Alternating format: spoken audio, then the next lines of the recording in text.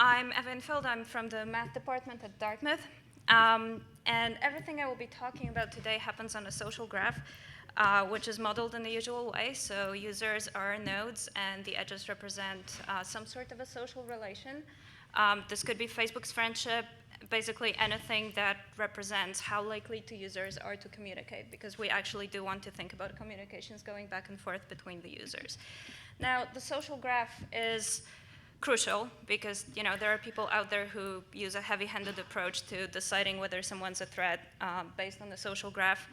And also that sort of works the other way too, because if someone looks like a threat on the social graph, it's really easy to identify who that person is because it's really, really easy to identify who corresponds to a particular node.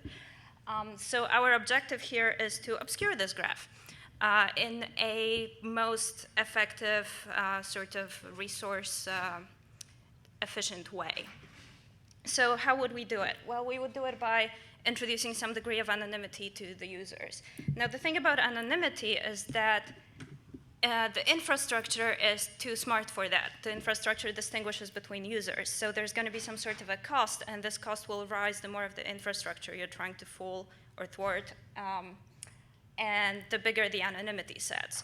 So if we want to be smart about it, we can use k-anonymity, which is basically code for let's just set a minimum on the size of anonymity set and not waste too many resources on just going too far over that. But we could probably depend on the size of anonymity set to be at least k. Now this works best if these anonymity sets are a partition, because you can probably, well, if you sort of think of some easy example of sets being overlapping, you can probably convince yourself that there are less ways to pick a set of representatives from those sets. So a partition, everyone being in a particular anonymity set, and exactly one of them is the most efficient way to do this. So I don't know how visible this is, but these people on this picture have various masks, and there are at least 3 people with every kind of mask. So you could say that there's k equals 3 in this case. So we could look at sort of a projection graph. So instead of the users, we look at groups as nodes. And then we look at connections that are a projection of the connections that we had before. And this is completely visible, even if you achieve k-anonymity. All that stuff, the sort of combined edges that these little edges form will be visible to the infrastructure. So there's, okay. So here's a caveat. Social relations are extremely sparse. So on Facebook, you can have 1 billion users, and everyone only has a few hundred friends. So if you have those groups, it is extremely likely that there will not be multiple connections between groups, which kind of seems like a problem, because pairs of groups are visible. So if there is one friendship between 2 groups, the communication patterns between whoever that corresponds to are out in the clear. You don't really have any other traffic to mix with that. So I guess we would like to figure out if it's worth trying really hard to get some sort of cover for that traffic, because it might turn out to be really expensive. So let's see. If we have 2 people that we have some sort of auxiliary information that says these people are friends, we can still see their communications if they are in fact communicating, if there will not be some sort of cover. And that's simply because while there might be much less groups than users, the number of pairs of groups is that squared, because we're allowing repetition. So that there's no guarantee that this will be much lower number than the number of friendships, right? So perhaps we should instead of setting a minimum for a size of an anonymity set for users, perhaps we should set a minimum for a size of anonymity set for edges. So those edges going between two particular groups. Maybe that is sort of a target that we should be aiming for. So I want to illustrate that with some hard numbers. And for that, okay, so there's a caveat. So instead of actually setting a minimum size, as it's usually done with k-anonymity, I will be talking about an average size of a group because, if we're talking about resources, it's just sort of easier and it makes the math more transparent. So the thing that I will actually fix is going to be this number of groups M, which is really the only one of those letters that you need to remember because that's going to be the variable. And everything else is, the number of users is given from the data set and so on. Okay, so M is the number of groups, and what I'm doing is I'm taking every user and I'm just throwing that user in a set uniformly at random.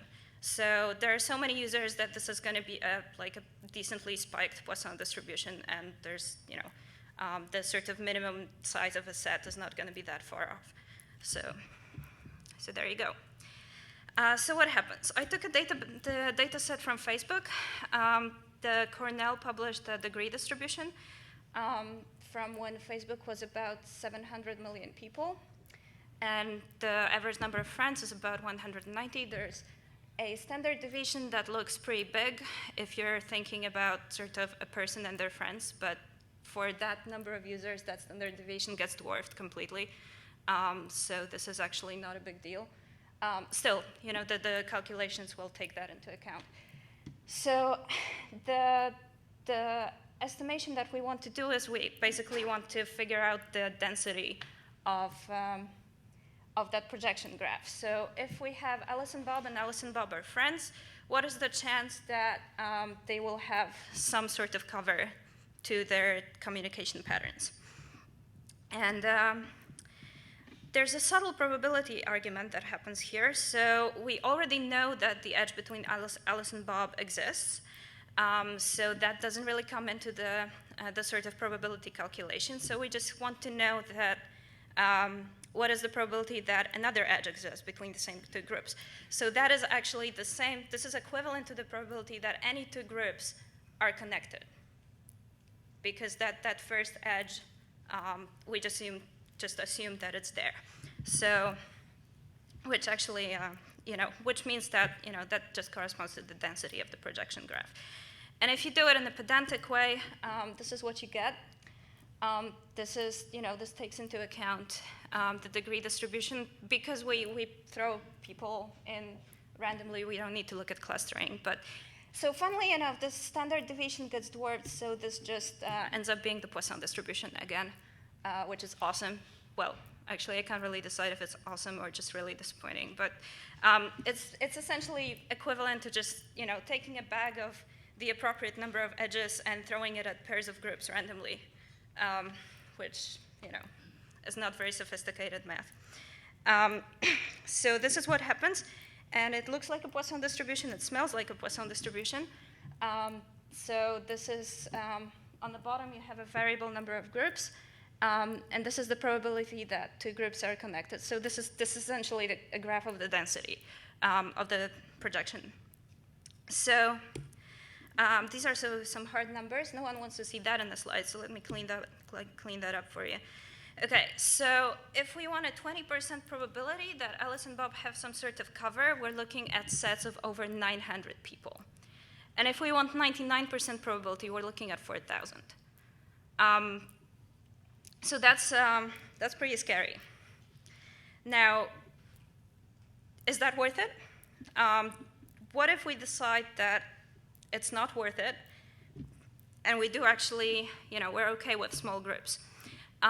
So that could actually work in some settings. So suppose you still have people's identities in these sort of anonymity sets, and their traffic patterns are visible. Well, that could work. I mean, I guess that gives me a chance to tie into the previous presentation. It could kind of work in some law enforcement settings. So if you have two people who are suspects, you can look at what is probably their communication pattern but the sort of just communicating with one suspect is not going to probably put you on the radar, hopefully. Would that work? Maybe. Perhaps some research settings. So you could research traffic patterns without knowing who they actually belong to, because you see the traffic and you can't identify particular nodes. You're just, every edge is sort of separated. So yeah, maybe in some settings that would work. What if we actually want big groups? What if we decide that we want some minimum number of connections between every two groups? Or what if we decide that we actually want at least one connection between two groups? So we want at least a complete graph. And that if is actually would keep our conscience clean from the point of view of differential privacy. Because when there is if there's a message going between two groups,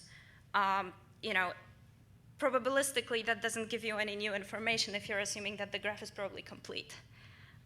So differential privacy would like a nearly complete graph. Well, there's a problem with that. Because, naively, if you look at really a communication system with large anonymity sets, then mail is broadcast to all of these people, like 4,000 of them, right? So that seems like a problem, and we don't really want, if there's Alice sending a message to Bob, what we don't want to happen is, Alice authenticates as a member of group A, and you probably can't see, there's a little letter over there.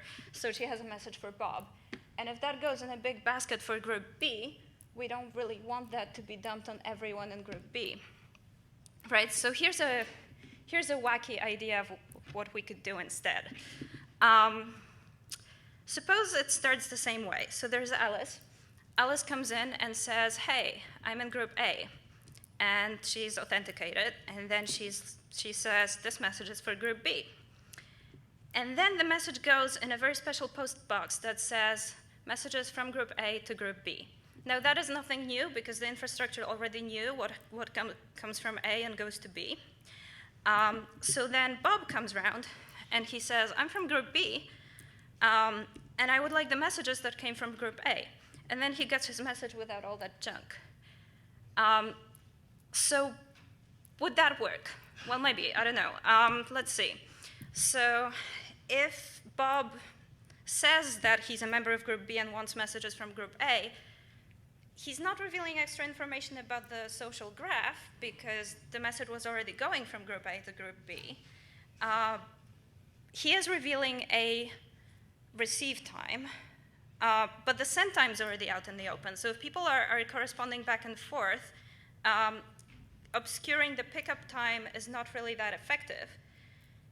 So maybe that is actually a worthwhile trade-off, because he's revealing information that had already been revealed again to seriously cut down on the resource overhead. So I don't know, I suggest to call that symmetric disclosure. I think that's kind of cool.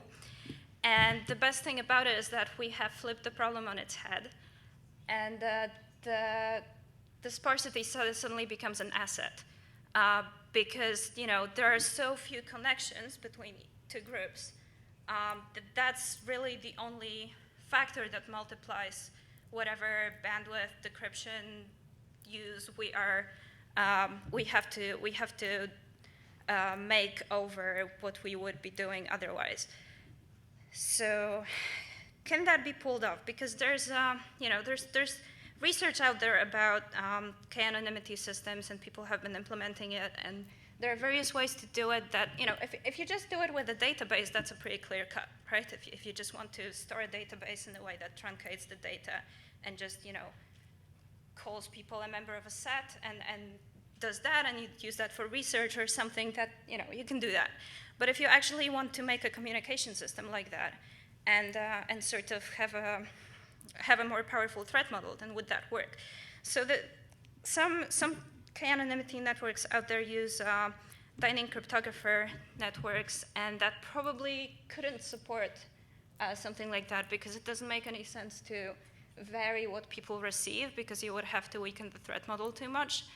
Now, if you're into DC nuts, you can probably appreciate that little picture and figure out which color corresponds to 0, which color corresponds to 1. Now, if you're, there are other things that are based on mixes, and that is actually more likely. That might work. Maybe you could actually have people come and say, I want a message from a particular group in a system like that. So let's just summarize. Even if you have people in anonymity sets that partition the user base, you can still sometimes see the traffic because there are so many more pairs than just groups. That could be an acceptable compromise in some settings. But if we actually want some sort of cover, then we would have to opt for pretty big groups. And we probably need to figure out how to do that without broadcasting all the messages. And one idea, putting it out there, would be to have people declare where they expect to receive messages from. Thanks.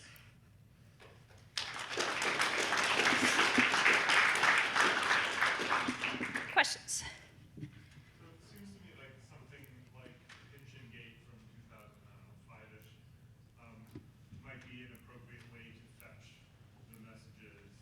And what is that? So pitching, so this basically uses, so the messages arrive in just the same way as you say there. That paper envisions everyone's in one big anonymity set, but you could easily have separate ones for smaller sets. And then you use PIR to retrieve your messages. So you know where you're expecting to get messages from, but you don't reveal that to the server. Yeah.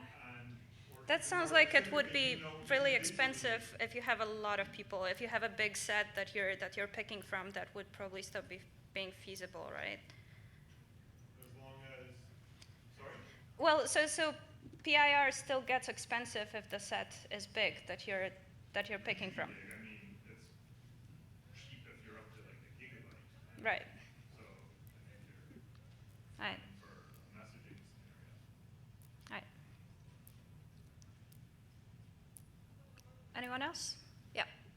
So there's this paper, diversity, which claims that k-anonymity can suffer from problems where everyone in the set, same set, has a similar property, then you're not really getting much by just knowing that you're in this set. Why doesn't that problem show up in your work? Okay, so there's this whole problem of, diversity versus efficiency, right? So that's actually, okay, so in Facebook in particular, Facebook is particularly sparse because it has a very diverse user base.